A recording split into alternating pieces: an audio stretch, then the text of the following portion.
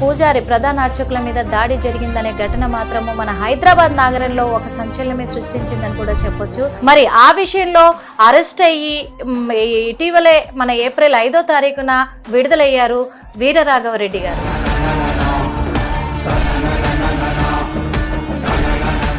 నిన్న గురువారం రోజు మరి తన పైన అటాక్ చేయడం కూడా జరిగింది. ఒక 20 మంది దుండగులు. అసలు ఎవరు 20 మంది, ఎందుకు తన మీద అటాక్ జరిగింది, ఎవరు చేయించి ఉంటారు? నిన్న మీ మీద అటాక్ చేసిన వాళ్ళు ఏమన్నా మాటలు మాట్లాడుతూ గానీ తిట్టడం గానీ చేస్తూ అటాక్ చేశారా, లేకపోతే ఏమన్నా గుర్తుందా మీకు? ఎవరైతే మరి రవికుమార్ చెప్పారు ఇట్లా రంగరాజన్ మీద దాడి చేస్తారా, మీరు రంగరాజన్ గురించి ఎట్లా అంటారా అని చెప్పి.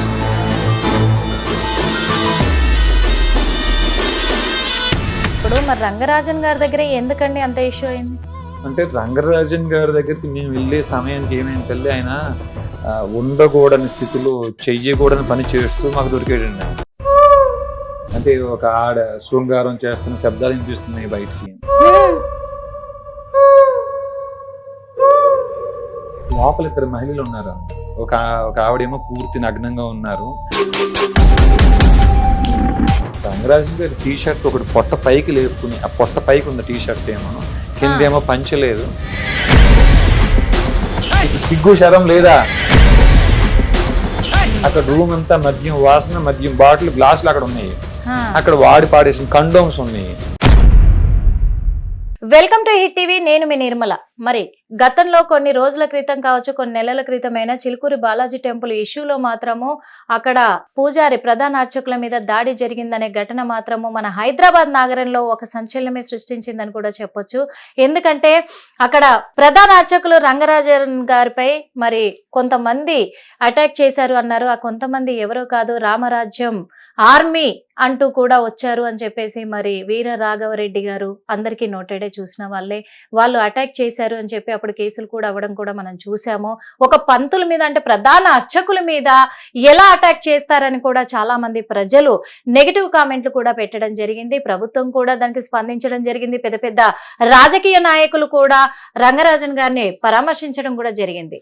మరి ఆ విషయంలో అరెస్ట్ అయ్యి ఇటీవలే మన ఏప్రిల్ 5వ తారీఖున విడుదలయ్యారు వీరరాఘవరెడ్డి గారు. విడుదలై మరి తన పద్ధతి ప్రకారమే, పోలీసులు పెట్టిన ఆంక్షల ప్రకారము తను మొయినాబాద్ పోలీస్ స్టేషన్ లో ప్రతి వారం కూడా అటెండ్ అయ్యి అక్కడ సంతకం పెట్టి వస్తూ ఉండగా నిన్న గురువారం రోజు మరి తన పైన అటాక్ చేయడం కూడా జరిగింది. ఒక 20 మంది దుండగులు.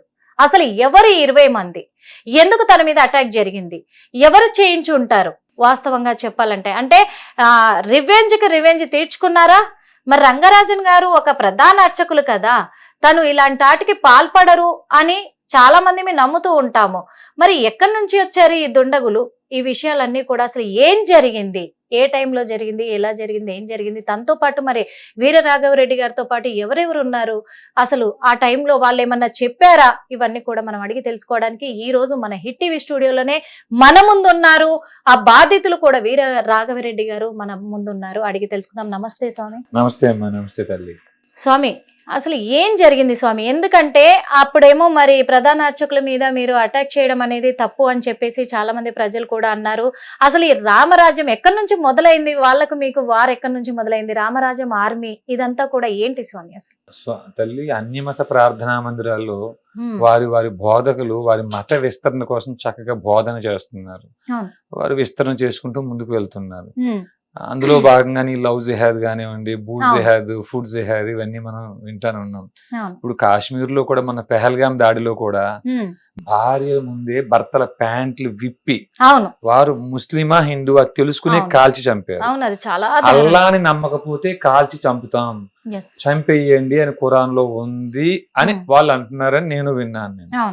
ఇది పాకిస్తాన్ లో 1947లో మన విభజన జరిగినప్పుడు లక్షల మందిని ఊచకోత కోసి సుమారు ఆ సమయానికి 20%, 30% అక్కడ హిందువులు ఉంటే ఈ రోజు 1% మిగిలేరని అంటున్నారు, 1-2% మిగిలేరని అంటున్నారు. అది కూడా నిజం అబద్ధం మనకు తెలియదు.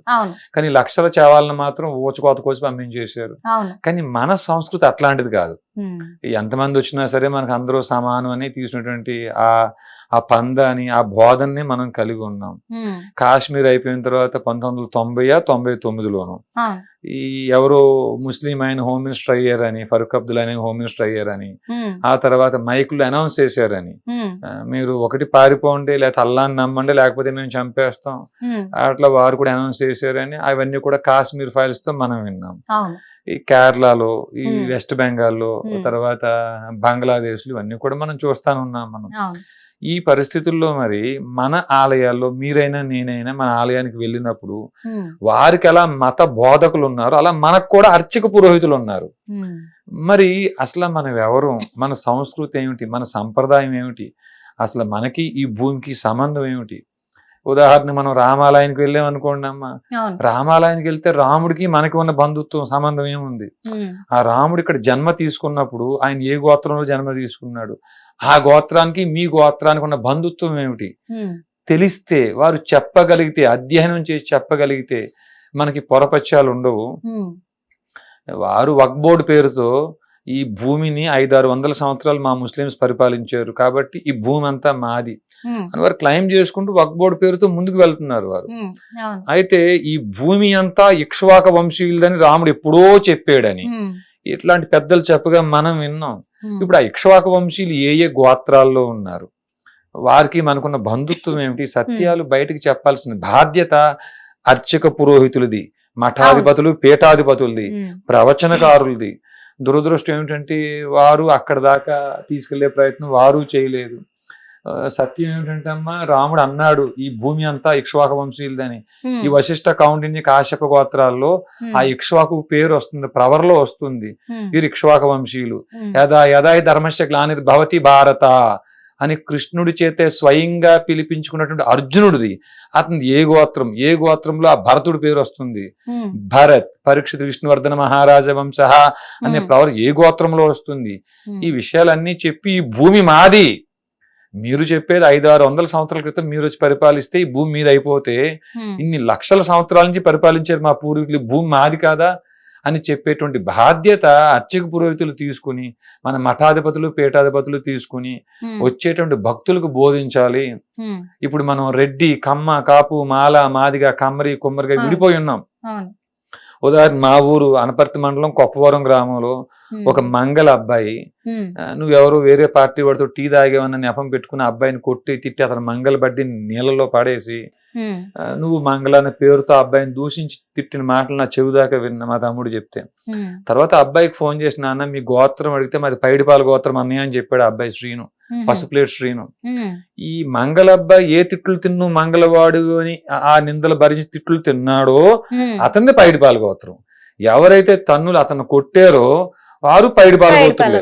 పోతం శెట్టి ఇంటి పేరుతో రెడ్డిల్లో పైడిపాల గోత్రం ఉంది, పాటం శెట్టి ఇంటి పేరుతో కాపుల్లో పైడిపాల గోత్రం ఉంది, కంబంపాటి ఇంటి పేరుతో కమ్మల చౌదరీస్లో పైడిపాల గోత్రం ఉంది, ఈ పసుపులేటి ఇంటి పేరు మంగళబ్బాయి ఆయనది పైడిపాల గోత్రం.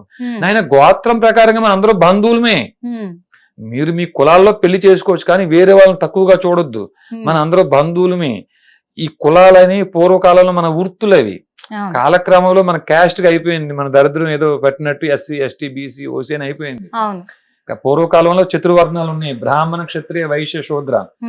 బ్రాహ్మణులు, క్షత్రియులు, వైశ్యులు, శూద్రులు ఒక తల్లి పిల్లలు అని నేను చెప్పట్లే. వాల్మీకి రామాయణంలో జటాయువు శ్రీరాముడితో చెప్తున్నాడు, మృగమదలామ శుభ నిధిల వర జటాయు మోక్ష ఫలదా.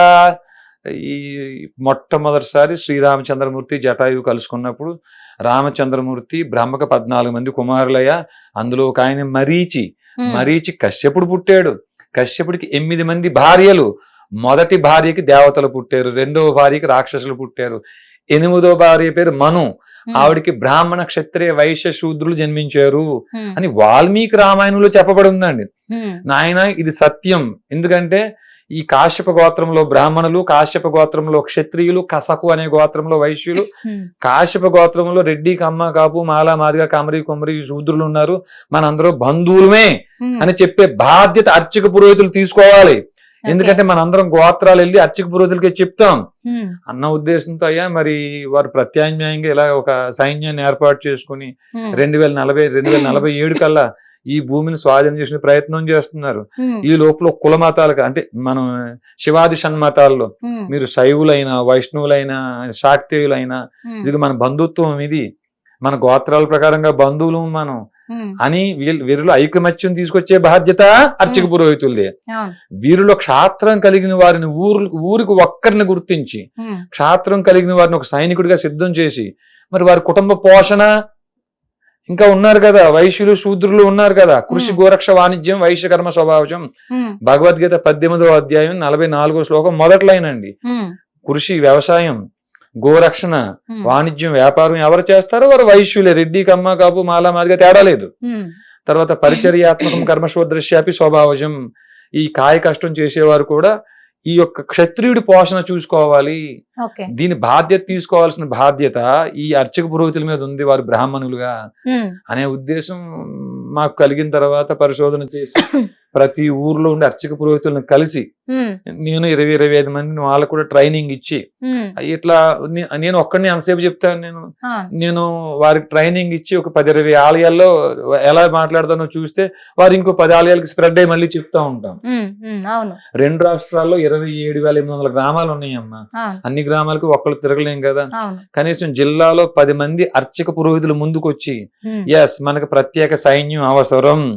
అమ్మ కాశ్మీర్ లో అక్కడ పండితుల పేరుతో హిందువుల మీద జరిగిన ఓచుకోత, ఆ సందర్భంలో అది జరిగినప్పుడు అక్కడ కూడా కోర్టులు పోలీస్ స్టేషన్లు ఉన్నాయి. ఇక్కడ మీ వీధిలో మీ ఊర్లో పక్కన దాడి జరుగుతూ ఉంటాయి, పక్క వీధిలో దాడి జరుగుతూ ఉంటుంది. ఎన్ని ప్లేసులు కానీ పోలీసులు వెళ్తారు అక్కడికి. మరి ఇప్పుడు బంగ్లాదేశ్ లో జరుగుతుంది, అక్కడ కోర్టులు పోలీస్ స్టేషన్లు లేవా? వెస్ట్ బెంగాల్లో కోర్టులు పోలీస్ స్టేషన్లు లేవా? జిల్లాలు వదిలిపెట్టి పారిపోతున్నారు అక్కడ దాడి జరుగుతుంది అని చెప్పి. దీనికి కారణం ఏమిటి? మన అర్చక పురోహిత వ్యవస్థలో ఈ జ్ఞానం లేకపోవటం. భగవద్గీత 18వ అధ్యాయం 42వ శ్లోకం చెప్తుంది, క్షేమో దమస్తప శౌచం క్షాంతిర్జావమేవచ జ్ఞానం విజ్ఞానం ఆస్తిక్యం బ్రహ్మకర్మ స్వభావజం. క్షమము దమము ఇలాంటి ఇంద్రియ నిగ్రహం, జ్ఞానం విజ్ఞానం శుచి శుభ్రత, ఈ కనీస లక్షణాలు లేకపోతే వాళ్ళు బ్రాహ్మణులు కాదు అని చెప్తుంది. ఇంత జరుగుతున్నా మనం ప్రత్యేకంగా శ్రద్ధ తీసుకోవాలి. ప్రత్యేక సైన్యాన్ని క్షాత్రం కలిగిన వారిని కనీసం మనం వారి ఆడపిల్లల్ని మానభంగాలు చేయమని వారి భూములు లాక్కోమని బోధించక్కర్లే. మన భూముల జోలికి మన ఆడపిల్లల జోలికి వచ్చినప్పుడు ప్రొటెక్షన్ కోసమైనా మనం ఈ సైన్యాన్ని ఏర్పాటు చేసి పెట్టుకోవాలనే ఉద్దేశంతో ఈ అర్చక పురోహితులకు బోధిస్తూ ప్రతి దిక్కుని తిరుగుతూ వారికి చెప్తూ అందులో భాగంగానే చిలుకూరు రంగరాజన్ గారి దగ్గర కూడా వచ్చేవండి. ఫిబ్రవరి 7వ తేదీ ఉదయం సుమారు 6:30-7 గంటల సమయంలో. మరి అందరు అర్చకులకి మీరు బోధిస్తున్నప్పుడు చెప్తున్నప్పుడు మరి రంగరాజన్ గారి దగ్గర ఎందుకండి అంత ఇష్యూ అయింది? అంటే రంగరాజన్ గారి దగ్గరికి మేము వెళ్ళే సమయానికి ఏమైంది తల్లి, ఆయన ఉండకూడని స్థితిలో చెయ్యకూడని పని చేస్తూ మాకు దొరికేటండి ఆయన. అంటే మేము కింద ఒక 20 మంది పైన వెళ్ళినప్పుడు అక్కడికి వెళ్ళినప్పుడు అప్పటికి సుమారు 8 గంటల దాకా అయిపోయింది. గుడికి వెళ్ళాం, సాయంత్రం ఉదయం తల్లి గుడికి వెళ్ళాం, గుళ్ళో లేరు ఆయన. అక్కడి నుంచి మళ్ళీ తిరిగి ఆయన ఇంటికి వెళ్ళాం. పైన ఎక్కడో ఉన్నారని చెప్పేసి ఒక మాట చెప్పేసి వారి బంధువులు లోపలికి వెళ్ళిపోయారు. ఆ పైన కూడా చాలా పెద్ద ప్రాంగణం ఉంది, అది కూడా. ఆ పైకి అక్కడికి అరగంట సేపు వేచి చూసిన తర్వాత కనీసం 4 వెళ్ళి చూద్దాం పైకి వెళ్ళి ఉంటే విన్నపం ఆయన టైం చూసి చెప్పి వచ్చేదని ఉద్దేశంతో పైకి వెళ్ళాము. అక్కడేమో ఒక గది ఒకటి ఉంది పైన ఫస్ట్ ఫ్లోర్ లోని. ఆ గది లోపల నుంచి ఒక వింత శబ్దాలు వినిపిస్తున్నాయి అమ్మ. అంటే ఒక ఆడ శృంగారం చేస్తున్న శబ్దాలు వినిపిస్తున్నాయి బయటికి. అంటే సశబ్ద నిశ్శబ్ద క్రియలతో పెద్ద ప్రమేయం లేకపోయినా ఈ శబ్దాలు కనీస అవగాహన మనకు ఉంటుంది కదా. కాబట్టి ఆ గదిలో రంగరాజన్ గారు ఉంటారని మేము అనుకోలేదు. అంటే రంగరాజన్ గారు ఉన్నారా అని మేము అనుకోలేదు.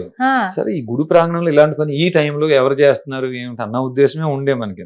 ఆ గుడి ప్రాంగణాన్ని ఆనుకుని ఉంటుంది రంగరాజన్ గారు అని అనుకోలేదు. కొంచెం గట్టిగా తోసరికి తెరుచుకుంది.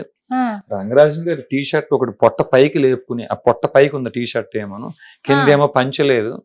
ఆయన అట్లానే బయటికి, అంటే ఆయన రౌద్రంతో ఒక సింహంలాగే మా చేతిలో కెమెరాలు ఉన్నాయి, నా చేతిలో ఉన్న కెమెరా లాక్కుని సుమారు 5 నుంచి 7 సెకండ్లు రికార్డ్ అయ్యే ఛాన్స్ ఉంటుంది. ఎక్కువసేపు ఉండదు. నా ఫోన్ కింద పడి కొంత పగిలింది.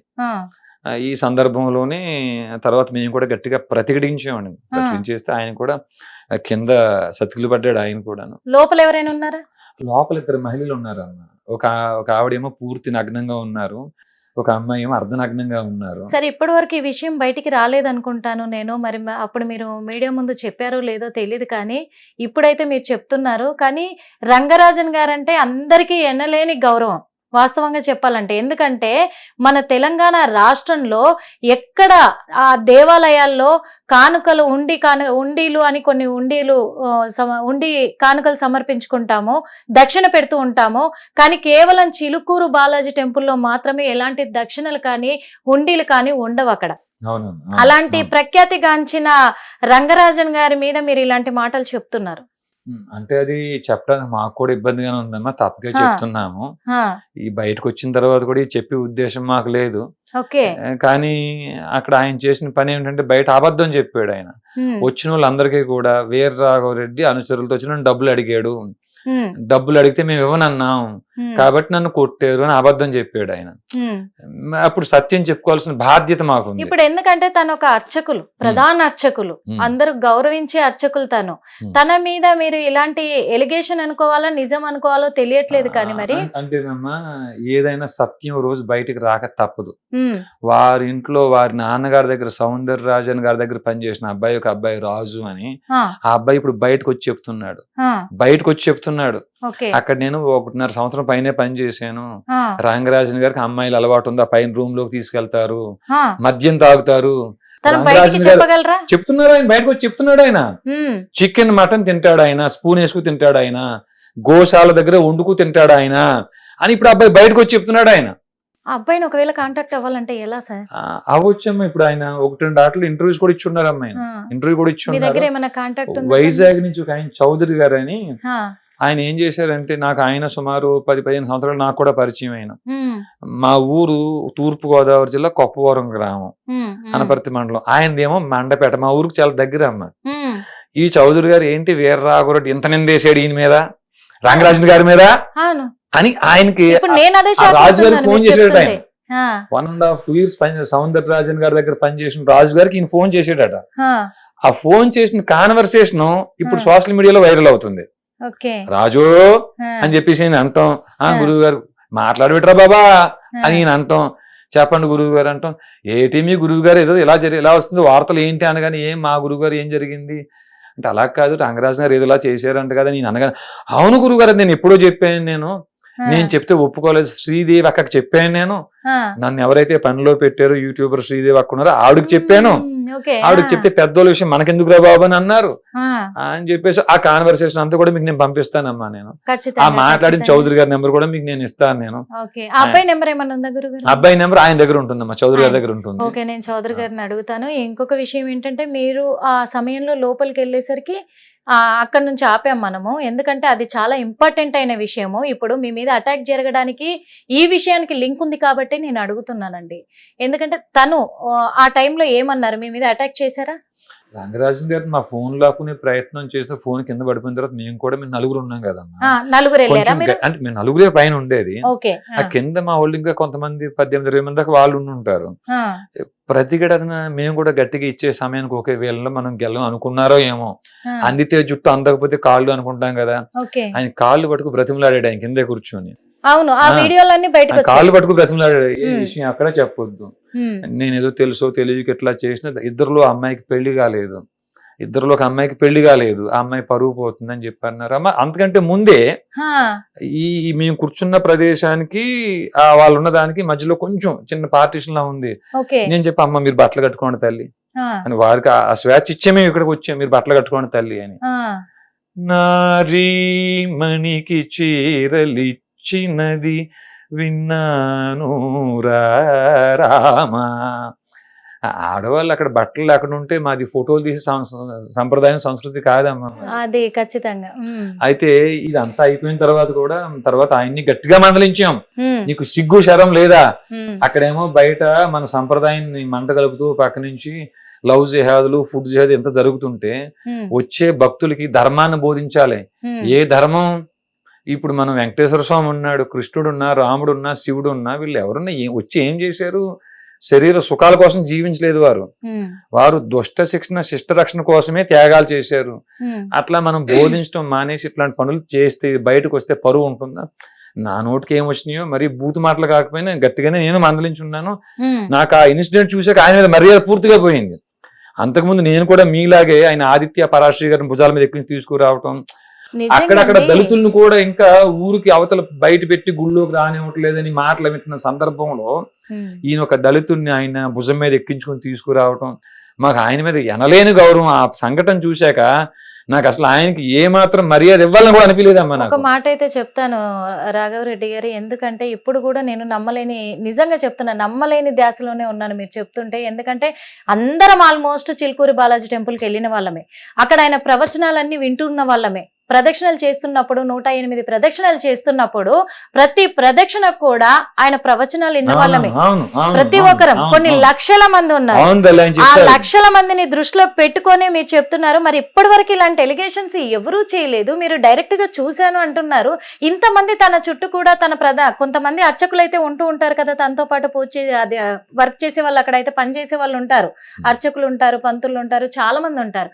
మరి వాళ్ళు ఎందుకు ఇప్పటి వరకు ఏ విషయం కూడా ఒక్క విషయంలో కూడా మైనస్ చెప్పలేకపోయారు? అమ్మ ఒకటేంటంటే నా మాట కూడా పూర్తిగా నమ్మక్కర్లేదు మీరు.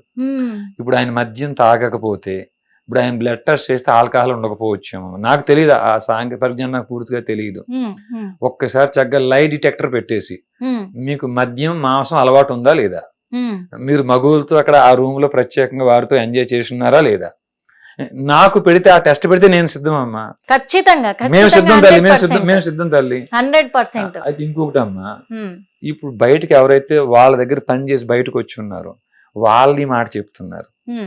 ఇంకా నేను విన్నాను, బయటకు వచ్చాక విన్నది, రంగరాజన్ గారు బయటికి కనిపించే వేషం ఇది, పేరుకి హైందోదారం అని అంటున్నాడు ఆయన, కానీ అక్కడ ఉండే పార్కింగ్ స్థలం అంతా ముస్లింస్ కి ఇచ్చాడని మేము బయటకు వచ్చాక విన్నాను ఈ మాటలు నేను.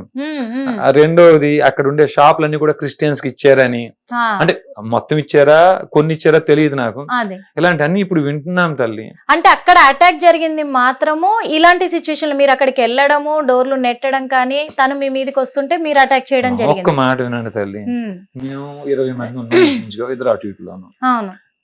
అసలు ఆ సంఘటన జరిగినప్పుడు ఆయనలో తప్పే లేకపోతే మేము ఆయన ఫోన్ ఏం తీసుకోలేదు కదా, ఒక్కటే ఫోన్ కాల్. మేము బయటకు గడప దాటి బయటకు వచ్చిన తర్వాత ఒక్క ఫోన్ కాల్ చేస్తే మమ్మల్ని కార్ పార్కింగ్ లోపే చుట్టుముట్టేస్తారు మమ్మల్ని. కార్ పార్కింగ్ వారిదే కదా, ఆ కార్ పార్కింగ్ 10 మంది ఉంటారు. ఈ పూల షాపులు ఏమంటారు కొబ్బరికాయలు అమ్మే వాళ్ళు, చెప్పుల షాపులు, వాళ్ళ అగణితం లెక్కకి మించి వాళ్ళు ఉంటారు. అక్కడ వాళ్ళని తీసుకుంటారు. ఒక్క మాట చెప్తే మమ్మల్ని చుట్టుముట్టరా అమ్మ. కానీ ఆయన ఆ పని ఎందుకు చెయ్యలేదు అంటే, ఆయన ఫోన్ చేసినా మేము 100కి ఫోన్ చేసినా పరువు ఆయనదే పోతుంది. అక్కడ ఆయన అప్పటికే మద్యం మత్తులో ఉన్నారు. ఆయన అక్కడ రూమ్ అంతా మద్యం వాసన, మద్యం బాటిల్, గ్లాసులు అక్కడ ఉన్నాయి, అక్కడ వాడి పాడేసిన కండోమ్స్ ఉన్నాయి, 2 మహిళలు ఉన్నారు. ఇవన్నీ బయటకు వస్తే ఆయనకు అసహ్యమని ఆ రోజంతా కూర్చుని మరుసటి రోజు ఈ మద్యం అంతా ఆవిరైపోయి రూమ్ గీమ్ అంతా శుభ్రంగా క్లీన్ చేసిన తర్వాత 2వ రోజు నా మీద దాడి జరిగిందని కంప్లైంట్ ఇచ్చారు అమ్మా. ఆయన రోజు 8 గంటలు అంటున్నారు, 10-12 గంటల వరకు టెంపుల్లోనే ఉంటారు కదా. అంటే దానికి కారణాలేమో, నేను ముందు రోజు నైట్ కుంభమేళాకి వెళ్ళి వచ్చాను, అలిసిపోయినాను, 20 కిలోమీటర్లు నడిచాను అని మీడియాలో చెప్తున్నారమ్మా. మన ప్రెస్ మీట్ పెట్టి ఆయన నిలబడి నా కెమెరా నా పంచి మీద పెట్టండి అని, కెమెరా ఎక్కడ పెట్టండి అని చెప్పేసి పొట్ట పైకి లేపి మరీ చూపిస్తాను, నాకు పంచి కట్టుకోవడానికి 15 నిమిషాలు సమయం పడుతుందని చెప్తున్నారు ఆయన. అయితే ఇక్కడ వచ్చిన ఎలిగేషన్స్ ఏంటంటే, పంచ కూడా ఊడదీసి అటాక్ చేశారు. ఫస్ట్ వాళ్ళ అబ్బాయి వచ్చాడు, వాళ్ళ అబ్బాయి రావడంతో వాళ్ళ అబ్బాయి మీద అటాక్ చేశారు, వాళ్ళ అబ్బాయిని పక్కకు దోసేశారు. తర్వాత రంగరాజన్ గారి మీద దాడి చేశారు, దాడికి పాల్పడ్డారు. అదే అబద్ధం, వాళ్ళ అబ్బాయి కాలేదు, ఎవరు లేరమ్మా. రూమ్ లో ఈయన ఏకాంతంగా ఉన్నారు, మహిళలు ఉన్నారు. అయితే ఒకటమ్మా, సెక్స్ ఇస్ బయలాజికల్ నీడ్. ఆయనకి మద్యం అలవాటు ఉన్నా తాగటం తప్పేదో మేము చెప్పే అర్హత మాకు లేదు. కానీ ఆయన అర్చకులుగా ఉన్నప్పుడు, ప్రధాన అర్చకులుగా ఉన్నప్పుడు ఆ ప్రాంగణంలో చేయడం తప్పు అనేదే మా బాధ, అంతే. ఆయన మగువులతో మద్యం సేవించి ఉన్నారని మా బాధ కాదు, ఆ ప్రాంగణంలో ఉన్నారనేదే బాధ. ఓకే, ఈ రోజు కాకపోయినా రేపైనా కానీ తనను ఒకవేళ లైవ్ లోకి తీసుకుంటే మీరు లైవ్ లో తనతో ఈ మాట చెప్పించగలరా? కాదమ్మా, ఆయనతో నేను ఎలా చెప్పిస్తాను, నేను శుద్ధ పోసని, నాకు అలాంటిది ఎరగనని చెప్తున్నాడు ఆయన. అంటే మీరు డైరెక్ట్ గా చూసారు కదా, మీరు డైరెక్ట్ గా చూసారు కాబట్టి ఫేస్ టు ఫేస్ పెడతాను ఇద్దరిని కూడా. నేను చెప్పగలుగుతానమ్మా, ఆయన కళ్ళలో చూసి చెప్పగలుగుతానమ్మా, ఈ పని చేయలేదా. భగవద్గీత 18వ అధ్యాయం 42వ శ్లోకంలో శమో దమస్తప శౌచం శాంతిర్జావ మేవచ జ్ఞాన విజ్ఞానం ఆస్తిక్యం బ్రహ్మకర్మ స్వభావజం చెప్తుంది, మీరు అదే పని చేస్తున్నారు, అక్కడికి వెళ్ళే సమయానికి మేము వచ్చే సమయానికి నేను అడగలుగుతాను తల్లి. నేను అందుకే అడుగుతున్నా, మాకు బాధ లేదు, ఆయన కూర్చోగలిగితే ఇబ్బంది ఏముంది అమ్మ. నా ఉద్దేశం ఇప్పుడు కూడా ఆయన రచ్చకీడ్చేసి ఆయన ఏదో రోడ్డుని పడేద్దాం ఉద్దేశం మాకు లేదు. రిజైనరీ ఇస్ మై రెస్పాన్సిబిలిటీ, ప్రత్యుత్తరం చెప్పే బాధ్యత మాది కాబట్టి ఏం జరిగిందో చెప్తున్నాం. కానీ ఏం ప్రెస్ మీట్ పెట్టి వేరే రాగరెడ్డి ఇంటర్వ్యూలు ఎవరు వేయొద్దు, ఎవరు వేసిన వాళ్ళ మీద క్రిమినల్ డిఫేమేషన్, సివిల్ డిఫేమేషన్ అంటాడు ఆయన.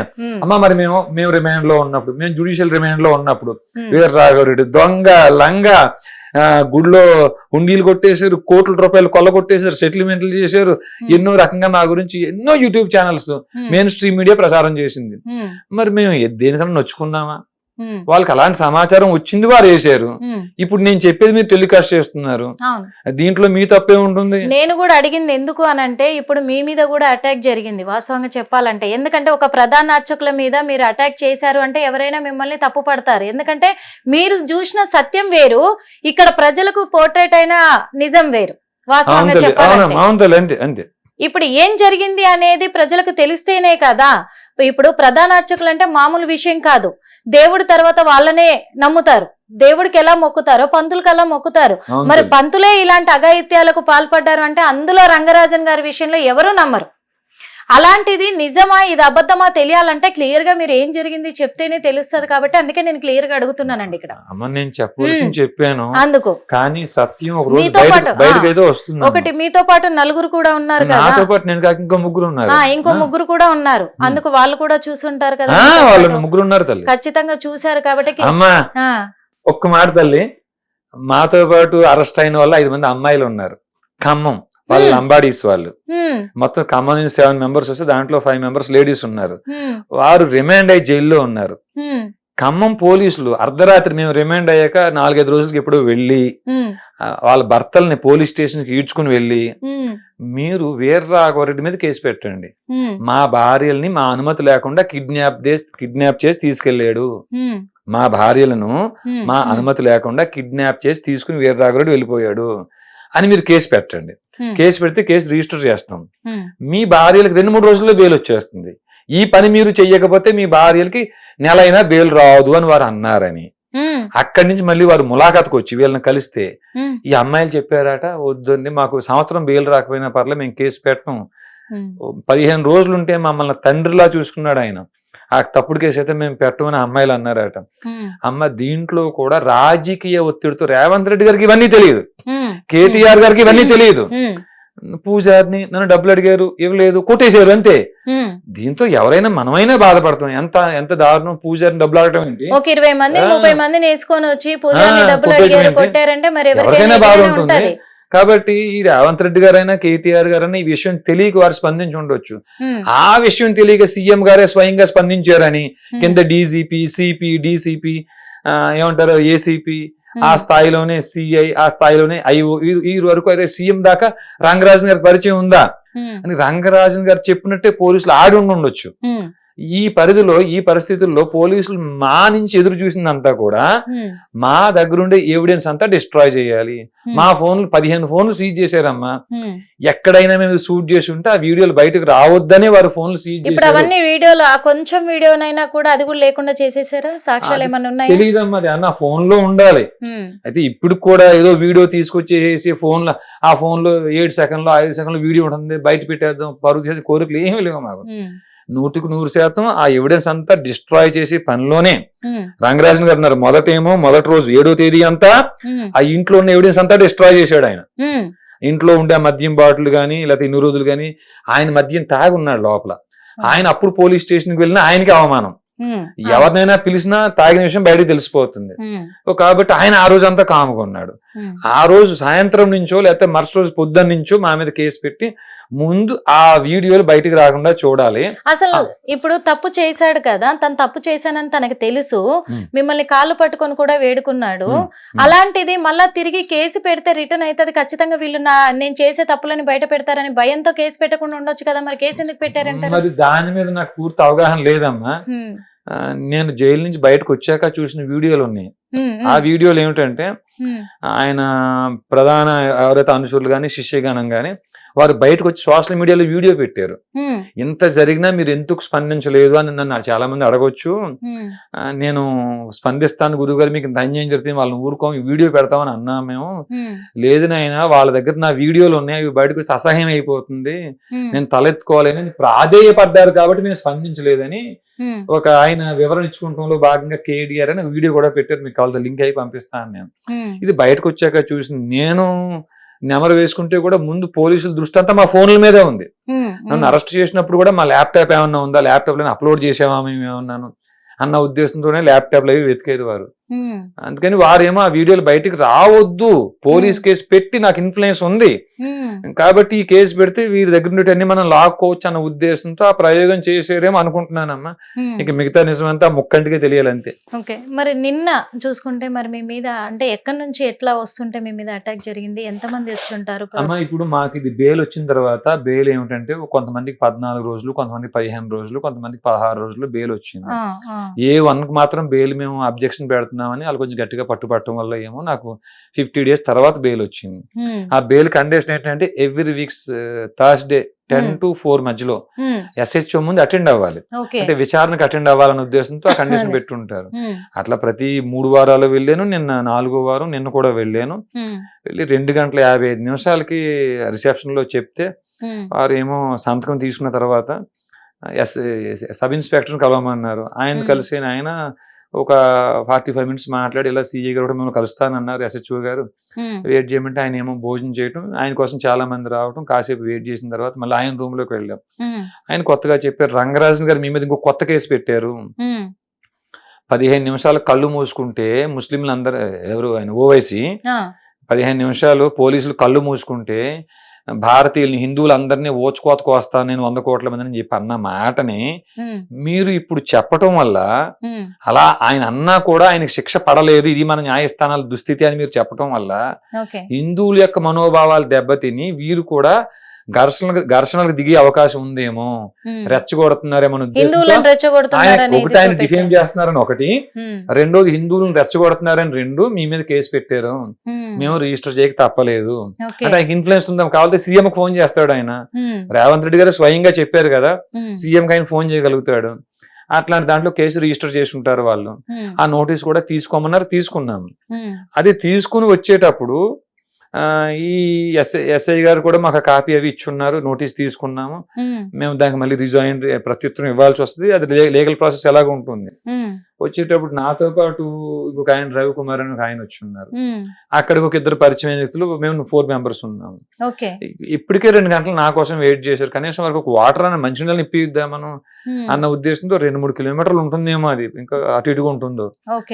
దక్కన్ ఛాయ్ అనే ప్రాంతంలో మేము అక్కడ కూర్చుని వాళ్ళకి వాటర్ ఇప్పించి 2-3 సమోసాలు ఆర్డర్ ఇచ్చి కూర్చోబెట్టాను నేను. ఈ లోపల వేరే వాళ్ళు ఎవరో వచ్చి వీడియోలు తీస్తున్నారని మా వాళ్ళు చెప్పారు. అది తీసుకుంటే తీసుకోని వీడియోలు తీస్తే మనకు పోయేది ఉంది, మనం ఏమన్నా అర్ధనగ్నంగా ఏమన్నా ఉన్నామా, మనం ఏమన్నా రంగరాజన్ గారిలోకి మనకెందుకు వచ్చింది తీసుకోను అని చెప్పి అన్నాం. ఈ లోపల వాళ్ళే మళ్ళీ గొడవకు దిగి అక్కడ సీసీ కెమెరాస్ ఉంటాయండి, ఆ హోటల్లో సీసీ కెమెరాస్ ఉంటాయి, ఎదురుగుండా సీసీ కెమెరాస్ ఉంటాయి. ఒక అతని దగ్గర ఒక అతని చేతిలో కర్ర ఉంది, ఒక అతని చేతిలో కత్తి ఉంది. లక్కగా ఈ కత్తి ఉన్న వ్యక్తి నా దగ్గర రాకుండానేమో ఈ రవికుమార్ ఆపి ఉన్నాడండి. ఆ కర్ర ఉన్న అతను నా దగ్గర రాకుండా ఒక 2 ఆపి ఉన్నారు. అక్కడికి ఇక్కడ ఒకటి నాకు తగిలిన పాపం ఎక్కువ దెబ్బలు వాళ్ళే కాసి ఉన్నారండి, వాళ్ళే కాసి ఉన్నారు. స్థానికులు కూడా అక్కడుండే స్థానికులు కూడా 2-3 మాకు సపోర్ట్ గా నిలబడి వారు కూడా మాకు సహకరించారు. అంటే నేను కౌంట్ 2-3 అంటున్నాను, మేబీ ఇంకా 5-6 మంది ఉండొచ్చేమో. మాకు దెబ్బలు తగలండి, వారు కూడా రక్షణ నిలబడ్డారు. వీళ్ళు ఎంత మంది వచ్చారు? వీళ్ళు ఒక 20-30 మంది ఉండొచ్చు అనుకుంటున్నాను తల్లి, మేము కౌంట్ చేయలేదు. 20 మంది పైన ఉంటారు అమ్మ. అంతమంది చుట్టుముట్టారు వాళ్ళు. మరి ఎలా తప్పించుకున్నారు సార్ అలా? అప్పుడు ఈ స్థానికులు కూడా కొద్ది గొప్ప మాకు సహాయం చేయటం వల్ల, మరి ఎక్కువ జనం గుమ్ముగూడటం వల్ల ఎవరు ఫోన్ చేశారో తెలియదు. మా వాళ్ళు ట్రై చేశారు, మేము ట్రై చేసాం 100కి, అప్పటికి అవ్వలేదు. కానీ ఈ లోపల పోలీసులు వచ్చారు, స్వయంగా SHO గారు వచ్చారు అక్కడికి. ఎవరైతే మా కేసులో IO నరసింహరావు గారు ఆయన వచ్చారు. వాళ్ళిద్దరూ వచ్చే సమయానికి వీళ్ళందరూ పారిపోయారు. అక్కడ లేరమ్మా, పోలీసులు వచ్చే సమయానికి వారు పారిపోయారు. లేరు అంటే వాళ్ళు ఎవరు అనుకుంటున్నారు? 100% రంగరాజన్ గారి వ్యక్తులై ఉండొచ్చని భావిస్తున్నాం. ఈ పాపం పుణ్యం ఏమో వాళ్ళ ఇన్వెస్టిగేషన్ లో తేల్చాలి. పోలీసులు నిష్పక్షపాతంగా ఇన్వెస్టిగేషన్ చేస్తే వారు చెప్తారు అనుకుంటున్నాను. అంటే మీకు పాత శత్రువులు ఎవరైనా ఉన్నారా? ఉంటారు కదా, ఎందుకంటే అన్నిట్లలో ఇలా హిందుత్వం కాపాడుకోవడానికి మీరు ముందుంటారు కానీ. ఉండొచ్చేమో తల్లి, ఉండొచ్చేమో. అందుకనే అది ఏమిటనేది పోలీసులే నిగ్గు తేల్చాలి అంతే. మనం ఊరికే రంగరాజన్ గారి మీద ఎందుకు బురద జల్లాలి? ఏమో తెలియదు, ఇది రంగరాజన్ గారి మీదే పోతుందని ఇంకెవరైనా చేసారేమో తెలియదు. మేము అలాంటి శత్రువులు ఎవరైనా ఉన్నారని నేనేం అనుకోవట్లేదు నేను. అంటే ఇంతకు ముందు ఎవరితో అయినా గొడవలు అయినాయా మీకు? ఎట్లా ఏంటి అంటే ఏ సందర్భంలో ఎలా ఉన్నామో నా మీద కేసులు అవి పెట్టింది తెలంగాణ గవర్నమెంట్. అప్పుడు తప్పుడు కేసులు పెట్టింది. మా ఈ రిమాండ్ రిపోర్ట్ లో కూడా 3 కేసులు ఉన్నాయని రాశారు పోలీసులు. ఆ 3 కేసులు 2 కేసులు కొట్టేశారు. నేనే పార్టీ పర్సన్ గా ఆర్గ్యుమెంట్ చెప్పుకుని కేసులు గెలిచాను. ఆ కేసులు నేను ఆ కొట్టేసిన కేసులను కూడా ఉన్నాయని అబద్ధం రాశారు వీరు. మరి ఏ ప్రాతిపదికన ఎలా ఉన్నా కూడా ప్రత్యేకంగా మరి మిమ్మల్ని చంపేస్తాం, మేము తిట్టేస్తాం, పొడి చేస్తాం అన్న శత్రువులు ఎవరో లేరు. మొన్న రంగరాజన్ గారి ప్రెస్ మీట్ లో మాత్రమే ఒక 2 ఉన్నారు, ఆయన పక్కన ఎవరో 2 వచ్చి వీరరాఘవరెడ్డి మేము అనుకుంటే నేను బయటకు కూడా రానికుండా చేయగలుగుతాం అనే పదాలు వారు వాడారు. రంగరాజన్ గారి పక్కన ఉండగానే వాడారు, పక్కన ఉండగానే పదాలు వాడారు. నిన్న మీ మీద అటాక్ చేసిన వాళ్ళు ఏమన్నా మాటలు మాట్లాడుతూ గానీ తిట్టడం గానీ చేస్తూ అటాక్ చేశారా, లేకపోతే ఏమన్నా గుర్తుందా మీకు? ఈ ఎవరైతే మరి రవికుమార్ చెప్పారు, ఇట్లా రంగరాజన్ మీద దాడి చేస్తారా మీరు, రంగరాజన్ గురించి ఎట్లా అంటారా అని చెప్పేసి పదాలు వాడారని అంటున్నారు. కానీ ఆ పదాలు నేనైతే వినలేదమ్మా, నేనైతే వినలేదు. ఓకే, అంటే మీరు అక్కడ ఏమన్నా అన్కాన్షియస్ అయ్యారా, కాన్షియస్ లోనే వెళ్ళారా మళ్ళీ పోలీస్ స్టేషన్ కి? అన్కాన్షియస్ అయ్యే స్థితికి ఇంకా రాలేదు. ఇప్పుడు ఈ నాతో ఉండి ఈ 3-4 లేకపోయినా, అక్కడ స్థానికులు లేకపోయినా స్థితి ఉండేదేమో. కానీ పాపం వారే కాపాడి పెట్టారు తల్లి. ఓన్లీ అటాక్ చేసి వదిలేసి వెళ్ళిపోదామనే వాళ్ళ ఉద్దేశం అనుకుంటున్నారా, లేకపోతే మిమ్మల్ని ఏదైనా చేద్దామనే ఉద్దేశంతోనే వచ్చి ఉంటారు అనుకుంటున్నారా? మీ అనుమానం ఏముంది? తెలియదమ్మా. మరి కత్తి పట్టుకొచ్చారు, పొడవబోతుంటే నేను అడ్డుకున్నాను అన్నయ్య. ఆ కత్తి పిడి నాకు ఇక్కడ తాకిందని కత్తి ఘాటు కూడా చూపించారు వాళ్ళు. చూపించారు. అయితే నరసింహారావు గారు సబ్ ఇన్స్పెక్టర్ ఏమన్నా కత్తులు ఏమి లేవు, వాళ్ళ కత్తులు ఏమి లేవని అన్నారు. ఆయన చెప్పాడు, అయ్యా నా మాట ఎందుకు, సీసీ కెమెరాస్ ఫుటేజ్ తీయండి మీరు, దాంట్లో నాకు కత్తి పిడి ఇక్కడ తగిలింది, ఆ పిడి. మరి ఇప్పటి వరకు కూడా వాళ్ళు ఫుటేజ్ ఏం రాలేదా, చూపించలేదు మీకు, చెప్పలేదా? ఇప్పుడు మనం మాట్లాడుతున్న సమయం నాకున్న సమాచారం ఏమిటంటే మొయినాబాద్ పిఎస్ లో వారిని అరెస్ట్ చేశారని, స్టేషన్ పిలిచి పంపించారని ఇప్పుడు నాకున్న సమాచారం. ఇప్పుడున్న సమాచారం అంటే అరెస్ట్ చేసి అటాక్ చేసిన తర్వాత అరెస్ట్ చేసినాక మళ్ళీ కోర్టులో సబ్మిట్ చేయాలి కదా, మరి ఎందుకు వాళ్ళని ఆ స్టేషన్ నుంచే మళ్ళీ బయటకు పంపించారు? పెట్టిన సెక్షన్స్ అనేవి ఏమన్నా చిన్న సెక్షన్స్ కింద పెట్టారు అనుకోండి అమ్మా. ఇంకా 7 సంవత్సరాల లోపు ఉండే సెక్షన్స్ గానీ పెడితే వారు కోర్టులో సబ్మిట్ చేయక్కర్లేదు, వారే బెయిల్చి పంపించేయచ్చు. ఇప్పుడు రంగరాజన్ గారి ఇష్యూలో పెద్ద సెక్షన్స్ పెట్టారు మా మీద. అంటే ఇది ఇప్పుడు చిన్న సెక్షన్ అనుకుంటున్నారా, పెద్ద సెక్షన్ అనుకుంటున్నారా? స్టేషన్ బెయిల్ ఇచ్చారు అంటే 7 సంవత్సరాల లోపు సెక్షన్స్ పెట్టుంటారు వారు. ఏమీ లేదమ్మా, ఈ పోలీస్ స్టేషన్ అని కాదు, సహజంగా ఏంటంటే మీ దగ్గర డబ్బు పరపతి ఉంటే ఎన్ని నేరాలన్నా చేయొచ్చు. ఇది మన పోలీస్ వ్యవస్థ, న్యాయ వ్యవస్థ దుస్థితి. సారీ టు సే, ఇది ఎన్ని నేరాలన్నా చేయొచ్చు అంతే. డబ్బు పరపతి ఉంటే అలా ఎన్నో చూసాము. చూద్దాం ఇది కూడా మరి ఏమిటా కంప్లైంట్ లో ఏమేమి సెక్షన్స్ పెట్టారు, వారెవరు ఏమిటి అనేది రేపు పొద్దున్న మేము కూడా క్రాస్ ఎగ్జామినేషన్ వీళ్ళని చేస్తే గానీ తెలియదు. అప్పుడు ఇప్పుడు ఈ రంగరాజన్ గారి ఇష్యూ జరిగేంత వరకు అసలు వీర రాఘవరెడ్డి ఎవరు అనేది కూడా జనాలకు ఎక్కువగా తెలియదు. వాస్తవంగా చెప్పాలంటే కేవలం హిందుత్వం కోసం పోరాడుతున్నారు అనే తెలుసు.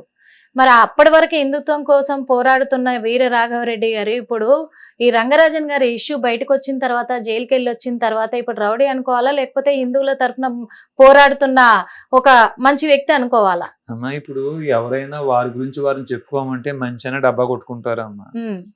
ఎవరైనా సరే నేను మంచోడిని చెప్తారు. అది మంచా చెడా, ధర్మమా అధర్మమా కాలం చెప్తుందమ్మా, అంతే. ఇప్పుడు మీతో పాటు నిన్న 4 ఉన్నారు, వాళ్ళకు గాయాలయ్యాయి. మరి దాంట్లో ఒక ఆయనకి రవికుమార్ అని ఆయనకి అయినాయి. ఇప్పుడు ఎక్కడ ఉన్నారు, ఎలా ఉంది తన పరిస్థితి? ఆయన ఇక్కడ ఆసిఫ్ నగర్ లో ఉంటారమ్మా. ఆయన పర్వాలేదు. ఈ రోజు కూడా అన్నయ్య మీరు ఒక్కరు వెళ్ళదు, నేను వస్తానని ఫోన్ చేశారు. ఈ రోజు కూడా న్యాయంగా అయితే ఇంక ఎంతో వెళ్తే మనకి ఇబ్బంది అని చెప్పి రాకూడదు. ఆయన ఈ రోజు కూడా ఫోన్ చేశారు, తల్లి నేను వస్తాను మీరు ఒక్కరు వెళ్ళొద్దు. నెక్స్ట్ ఏం తీసుకోబోతున్నారు ఈ చర్య పైన? మీరు ఎలాంటి చర్యలు తీసుకోబోతున్నారు? ఏమీ లేదమ్మా, ఎప్పటికీ మనం ఈ శ్వాస వదిలే లోపు ఈ గోత్రాల ప్రకారంగా మన అందరూ బంధువులమే. బ్రాహ్మణ క్షత్రియ వైశ్య శూద్ర మనందరూ ఒక తల్లి పిల్లలమే. ఆర్యులు వేరే, శూద్రులు వేరే కాదు. ఈ 4 చతుర్వర్ణాల వారు ఒక తల్లి పిల్లలు. ఇందుకు సాక్ష్యంగా ఈ వాల్మీకి రామాయణంలో జటాయు శ్రీరాముడి సంభాషణ ఉంది. ఇంకా సాక్ష్యంగా మన గోత్రాలు ఒకటే. అని తెలియజేసి మనందరి బంధుత్వం తెలియజేస్తూ ఆలయాల్లో ఉండే అర్చక పురోహితులు, మఠాధిపతులు, పీఠాధిపతులు, ప్రవచనకారులు గతంలో మనకి ఎంత అన్యాయం జరిగింది, భవిష్యత్తులో మరి వారి ప్లాన్ ఏమో 2040, 2047 కల్లా ఈ దేశాన్ని ఇస్లాం దేశం చేస్తామంటున్నారు. అంటే ఒకటి మీరు మతం మారండి, లేకపోతే పారిపోండి, లేకపోతే చంపేస్తాం అంటున్నారు. మరి దానికోసం మీ దగ్గర ఉన్న ప్రణాళిక ఏమిటి? మీరు ఏ ప్రణాళిక ఏర్పాటు చేసుకున్నారు? మీకు మేమన్నా సహకరించగలమా, లేకపోతే మీరు మాకేమన్నా సహకరించండి. ఊరికి ఒక సైనికుడిని మీరు ఏర్పాటు చేయండి. భారతదేశంలో 6 లక్షల గ్రామాలు ఉన్నాయి, 6 లక్షల మంది సైన్యం అవుతాం కదా ముందు మనం. కనీసం ప్రతిఘటించడం కోసం ముందు ఒక వ్యవస్థ ఉంటుంది కదా అనే ప్రచారాన్ని అర్చక పురోహితులకి, ప్రవచనకారుల వరకు తీసుకెళ్లే ప్రయత్నం చేస్తూ సామాన్యులకు కూడా ఈ విషయాలు చేస్తున్నారు. చివరిగా ఏంటి అంటే ఒకటే మాట అడగదలుచుకున్నానండి. ఎందుకంటే రంగరాజన్ గారి పైన మీరు ఎవరు నమ్మలేని వ్యాఖ్యలు చేస్తూ ఉన్నారు. ఇప్పుడు అవి నిజంగా ఒకవేళ అవాస్తవం అని తేలితే గనక అందులో సత్యం లేదు, అది నిజం కాదు వీళ్ళు చెప్పేది కూడా, ఎందుకంటే తన మీద దాడి చేశారు, వీళ్ళు తప్పించుకోవడానికి ఒకవేళ అబద్ధపు ప్రచారం చేస్తురు అని తేలినట్టయితే మీరు క్షమాపణ చెప్పగలరా? అమ్మా ఏ మాత్రం అనుమానం లేకుండా కాళ్ళు పట్టుకుని క్షమాపణ చెప్తాను తల్లి. అదే అంటున్నాను. ఎందుకంటే తప్పేం లేదు. ఎందుకు అడుగుతున్నానంటే కూడా అందరు అంత గొప్పగా తనని గౌరవిస్తూ ఉంటారు. మరి అంత వ్యక్తి మీద మీరు ఇలాంటి ప్రచారం చేస్తూ ఉన్నారు. మీరు అది నిరూపించలేరు. ఎందుకంటే అమ్మా ఆయనకి మద్యం అలవాటు ఉంది, మగులు అలవాటు ఉంది, మాంసం ఆధారాలతో కావాలి. అంటే ఆధారాలు అంటే అమ్మా ఎవరైనా వ్యభిచారం చేసేప్పుడు కెమెరా పెట్టుకుని చేస్తారా? వారు ఇప్పుడు ఆలయ ప్రాంగణంలో వారు మందు కొడుతున్నారు, కనీసం సాక్షులైనా కావాలి కదా. సాక్షులు అయితే నేను చూసుకుని నేను ఒక ఉన్నా అని చెప్పాను, నాతో పాటు 3 ఉన్నారు. అయితే ఇప్పుడు ఎలా అంటే ఖమ్మంలో ఆడపిల్లలు 5 మంది భర్తల్ని భయపెట్టినట్టు వారి దగ్గర అధికారం ఉంది, పరపతి ఉంది, డబ్బు ఉంది. వారు ఏ ప్రయత్నాలు చేసినా నేనైతే నా మాటకు కట్టుబడి ఉన్నాను. నేను ఆ 3 కూడా కట్టుబడి ఉంటారు. విన్నారా తల్లి? రెండోది, వారింట్లో పనిచేసిన వ్యక్తే బయటకు వచ్చి ఇప్పుడు చెప్తున్నాడు ఆయన. ఇంకా ఇబ్బంది అనిపిస్తే ఆ పనిచేసిన వ్యక్తికి, మాకు, రంగరాజన్ గారికి నార్కో అనాలిసిస్ టెస్ట్ గాని, లై డిటెక్టర్ గాని మీ స్టూడియో ముందు పెట్టండి, నాకైతే అభ్యంతరం ఏమీ లేదు. ఖచ్చితంగా ఇబ్బంది లేదు తల్లి. ఖచ్చితంగా అది కూడా ప్రయత్నం చేద్దాం, అది కూడా చేద్దాం. ఎందుకంటే వాళ్ళ ఇంట్లో పనిచేసిన వ్యక్తిది ఇప్పుడు కాంటాక్ట్ నెంబర్ మీ దగ్గర లేదంటున్నారు, మా దాకా రాలేదు. కాబట్టి ఇప్పుడు లైవ్ లో నిజం చెప్పించలేకపోతున్నాం. కానీ అతి త్వరలో ఆ అబ్బాయితో కూడా మాట్లాడించేసి నిజం ఏంటి అని తెలిసే, ఎందుకు తెలియాలి అని అంటున్నానంటే ఇప్పుడు మీరు నలుగురు తన మీద అటాక్ చేశారు అనే ఒక అపనింద మీ మీద ఉంది అనుకోవచ్చు. మీదే తప్పు అని చెప్పేసి ప్రజలు నమ్ముతున్నారు. తనకు ప్రభుత్వం కూడా సహకారాలు అందిస్తుంది. ఎందుకంటే మాలాంటి వాళ్ళం కూడా చాలా మంది అక్కడికి వెళ్ళాం కాబట్టి, చిలుకూరు బాలాజీ టెంపుల్ కి ఎంతో గౌరవించాం కాబట్టి వాస్తవం ఏది అవాస్తవం ఏది తెలియాలి ప్రజలకు. వాస్తవంగా చెప్పాలంటే అది తెలియాలి అంటే నిజంగా అక్కడ తనతో పాటు చేసిన వాళ్ళు, వాళ్ళ ఇంట్లో పని చేసిన వాళ్ళు కావచ్చు, అక్కడ ఉన్న పూజారులు కావచ్చు, ఎవరైనా సరే నిజము అబద్ధం ఏంటి అనేది చెప్తేనే తెలుస్తారు ఖచ్చితంగా. అందుకు మీరు మరి శిక్ష అనుభవించి కూడా వచ్చారు. మీ మీద కూడా ఇప్పుడు అటాక్ జరుగుతుంది. ఎక్కడ ఎప్పుడు ఏ టైంలో అటాక్ జరుగుతుందో తెలియదు. మరి వాస్తవాన్ని కప్పిపుచ్చడానికే అటాక్ చేస్తున్నారా, లేకపోతే ఇది నిజం కాదు వీళ్ళు నిందలేయడానికి ముందున్నారు అని చెప్పేసి ఇంకెవరైనా అటాక్ చేస్తున్నారా ఏంటి అనేది కూడా తెలియాలి కదా ప్రజలకి. ఆ విషయంలోనే అంటున్నాను. అందుకని చెప్పేసి మీరు ఎప్పుడైనా కానీ, ఇప్పుడు మా హిట్ టీవీ ద్వారా అడుగుతున్నాను రాఘవరెడ్డి గారు, ఎందుకు అడుగుతున్నానంటే ఎప్పుడైనా ఆ సాక్షుల్ని బయట పెట్టేటప్పుడు ఖచ్చితంగా వాళ్ళతో పాటు మీరు కూడా మాకు సహకరించాల్సి ఉంటది. ఖచ్చితంగా ఆ సహకారం మీ నుంచి ఉంటదని కూడా మేము ఆశిస్తున్నాము. Thank you so much.